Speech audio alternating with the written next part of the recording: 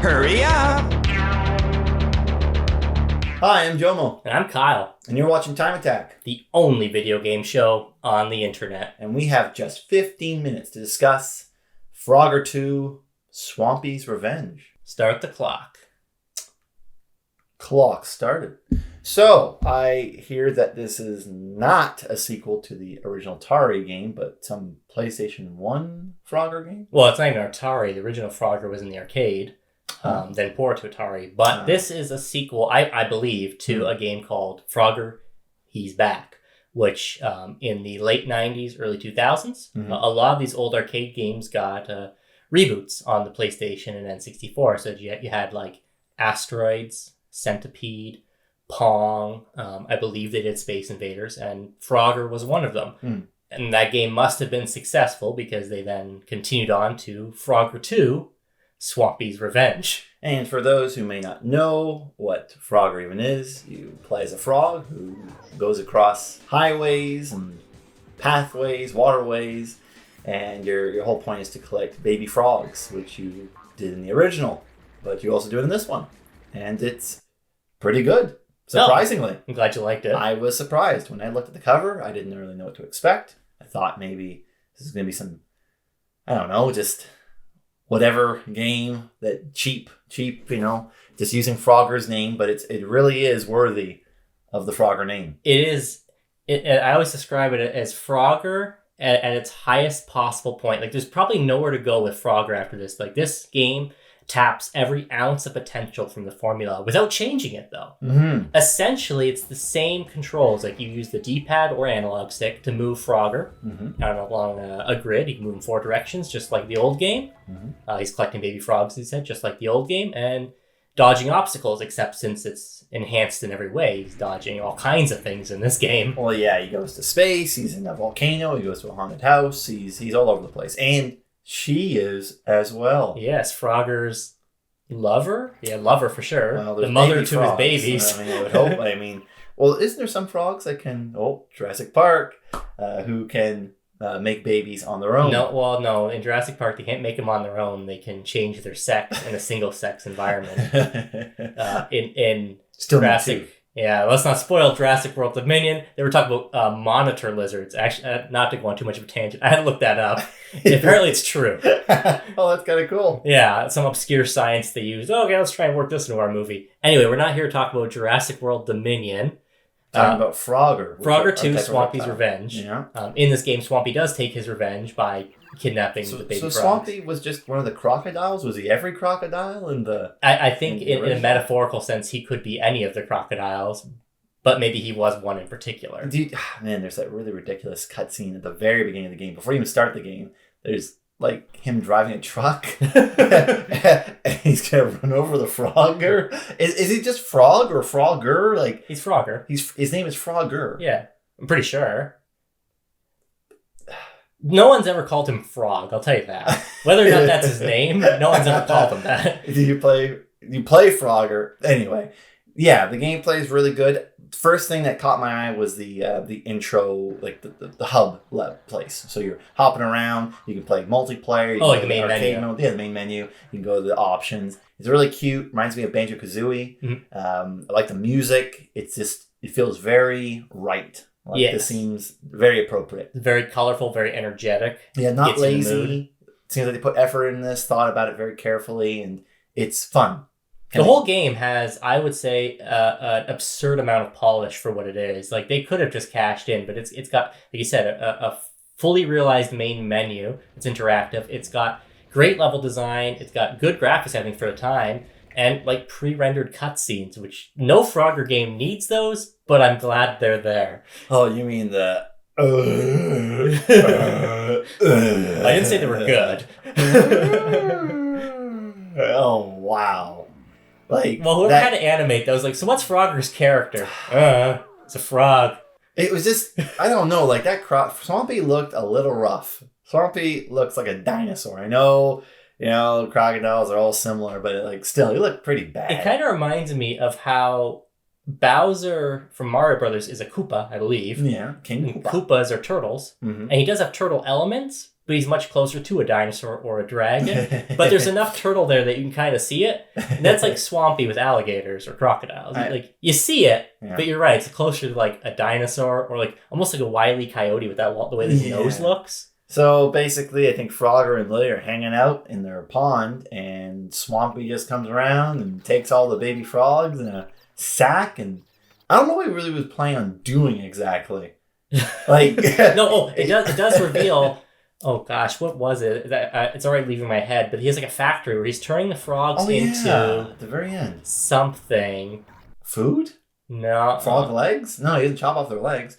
Though they do get massacred in this game. Oh yeah, when Frogger dies, like if he gets hit by like a lawnmower or something, he just leaves his little frog parts behind. Yeah, he's shredded, he's dissected. Flattened, yeah, it's brutal. It seemed like a little too much at first, but then when I thought about like, oh yeah, kids would often dissect frogs in high school, so it's not that violent, I guess. They've seen worse, I guess, in terms of frog violence. Yeah, like by comparison, if we saw like a raccoon get shredded to pieces, I don't know if that would go as well. Maybe like in certain parts of America, it'd be more like commonplace, like, you know. Oh yeah. Where they're used to that. But yeah, for the, you know, city dwellers, yeah, we don't see that too often, except on the side of the road. No one's stopping to get a closer look. So, you know, core mechanics to the game. Yeah, that's a good thing to talk about. You're jumping around. You're basically trying to collect 5 frogs per level. Mm-hmm. The goal is to get it done as quickly as possible without dying. And you also have this chance to collect these coins, which unlocks like a special mode in the arcade mode, I believe. Basically, the coins enhance the arcade mode in different ways. Like each level will unlock something different. It might be a character, or it might be a entirely new game, which they're all basically riffs on the original Frogger with like retro graphics. But it's neat because instead of just crossing the road, like the one I remember the most is like the gridlock one, where it's just cars everywhere. And you're just kind of going through gridlock traffic, right? And then you can play as different characters, including Swampy even, which is an interesting thing to see Swampy jumping on other crocodiles. This game really seems to be like for the Frogger fan. Yes. Like also anyone that likes Frogger in general, but those modes, like I could see someone who loves Frogger just absolutely like just totally getting into that and trying all these different modes of the same game that they love. Well, and it could be like I joked that this isn't a sequel to the arcade game, but that mode could actually be that sequel, right? Because it's like taking that same kind of style and enhancing that without going as far as the main game does. Yeah. Because the main game, aside from the 8-directional movement, also adds in unique jump mechanics. You can do high jumps and then a double jump, which allows them to cross over a space. And it's all grid-based, so you can quickly learn and see, you know, oh, can I make that jump? Yes, I can, because it's literally 2 grids away. Mm-hmm. And it's very easily to tell visually. Yes, and I liked how it was, I don't know what it is, but I like this sort of diorama look that the game has. And it was fun just navigating with, you know, Frogger and jumping around and seeing what was in the level. It was always pleasing to the eyes. Yeah. It was never like boring. It always was pretty exciting just to see where would I be, where do I need to go. There's one level where you're climbing a pyramid, yes, and there's like a Donkey Kong wannabe throwing these coconuts at you. Well, I love the use of perspective in that, how you kind of see from top down onto the pyramid. Yeah. And then you can like either go down the steps or you can slide down the smooth, almost like railings beside the steps. Yes, which you need to get some of those coins. Yeah, and just like the way they, I like how the game, it's not short, it's not long, it's kind of somewhere in between, and it seems like it knows exactly when to end. Like it has X amount of ideas, and once they're out of ideas, like there's no real repetition. Every level seems to be something slightly different. Oh man, I'm just thinking about there's a level where these crazy brainwashed monkeys are coming after you, and I remember dying from one the first time because I didn't realize how they work, but they take a step closer to you every time you take a step. Yeah. And then like that was a really fun level. There's like I remember the ant hive one where there's just tons of ants all over the place. Very busy. Yeah. It made you feel like, oh my gosh, how do I have to get through this? Mm-hmm. And that was that felt like a real bump up in the difficulty level, but it's still manageable. It's just there's a lot of variety. And there's good music, surprisingly. That was like one of the first songs in the game where I was like, wow, like this is pretty good. Mm-hmm. You know, I could picture someone breakdancing to some music. It's just picture in my head a little bit. It's like really groovy music. Yes. Yeah. Definitely. And I like the There's 2 space levels that are really worth mentioning. The first one's when you're on top of the spaceship dodging asteroids, and you're chasing Swampy and catching the frogs as he throws them. That almost reminded me of like Diddy Kong Racing or something. Oh, sure. But then I also like the one with the you go through tubes, and it's basically like 4 different sections to the station. Yeah, I know. And it's neat because it's like a marathon. It's not ridiculous, but it goes on long enough that you really start to value those lives. The game in general, if you have lives, you can continue from a reasonable checkpoint and only have to restart when you run out. So when you see one of the 1-up bugs, you're always like using that tongue to grab it. Yeah, they're pretty required, at least for your first time, for sure. It isn't like you're just, who cares? It's like, no, you kind of want those extra lives. Because there was one particular frog that you had to get in that level you're describing where I just had such a difficult time getting, because you had to jump on certain panels over and over, and then there's pathways that are like going, like conveyor belts going in opposite directions that are pulling you, and it's incredible how much they made it challenging while, just like you said earlier, keeping the original mechanics. You think that like, oh, this is gonna get really dull, but they make it work. Like it becomes exciting and thrilling while you play. Even Mario stole this idea, probably not from this game, but Frogger did it first, where it goes from its normal, I wouldn't say 3D perspective, but it's top-down perspective to a side-scrolling section. Like, so that's something Mario games been doing since Galaxy, and this is the first time I ever saw it. And it's crazy how the Frogger mechanics still work even when you switch to a side-scrolling section. And then they also do things too, like where the level will curve, but it's still on a grid. So as you're hopping forward by tapping up, Frogger curves around, which makes it seem way more advanced than it is. Like it's visually impressive, but it doesn't affect the gameplay. Yeah. Now let's talk a little bit about the story here. All right. So like more. Oh yeah, Swampy takes the baby frogs away, and then Lily and Frogger have to chase him. They go to space. Yep. And then they go through a portal, but before that, Swampy plays some game called Swampy's Revenge, like it's game meta. Where he's and then he's Rambo, and he's gonna kill his frogs because they're brainwashed by the TV or something, and it's like, what is going on here? Swampy is the hero of his own story. That's any good villain, from Walter White to no, but seriously, that's what we're seeing, is that maybe Swampy is just misunderstood. Maybe, and that justifies kidnapping hundreds, or at least 800 children. Well, you know what? If he's driving 16 hours a day in that truck, and then these frogs are just jumping all over the road, I just don't know why he's just run him over. You got a job to do. But then his secret lairs in a haunted house.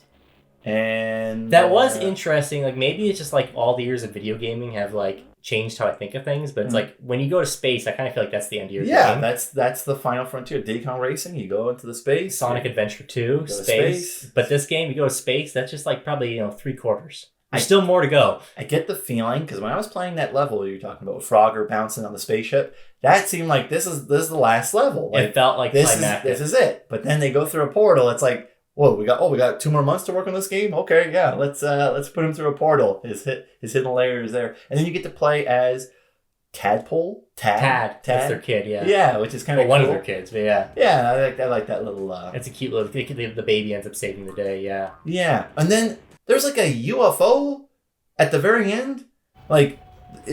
Swampy's lair blows up. Everyone escapes, but then there's a UFO that flies away. Yeah. But is Swampy in the UFO? I think that's him escaping, yeah. So for part 3, which doesn't really exist. There are future Frogger games, Frogger Beyond, when he wears pants. But I've never played that one, so maybe that's on the list. Maybe, But I want to, hopefully there's time, but I want to talk about how that spaceship level in particular, yes. I remember seeing that in the trailer. The trailer, when I was a kid, I was watching SmackDown or something, and there was a commercial with... it had a real frog being wheeled in on a gurney into the hospital. It's don't worry, we can rebuild him. And they rebuild Frogger, and it showed just a quick shot of him jumping on that spaceship. Yeah. That looks awesome. And I was I had an N64, I had a Super Nintendo, I never owned anything else. And I said, Mom, I want a PlayStation. I want to play Frogger 2, Swampy's Revenge. Not Spiral, not Crash Bandicoot, not Cloud. Frogger. Frogger 2 sold it's Frogger. Well, it was like a PlayStations. double header. It was Frogger 2 and it was Croc Legend of the Gobos. Those two games, I was like, man, I wish I had those on N64. And it easily could be. I don't know why they didn't port it. And I remember at the time I had like EGM and stuff, and like I remember seeing Frogger 2 actually scored pretty low in a lot of reviewers. Wow. And I was like, oh, how bad could it be? And I played it, I loved it. Mm. And I've never had any other opinion. Like I don't understand how someone could play this and be like, I think it's good. There's nothing like well that's all the time for today. Well, thanks for watching. Yeah. See you next time.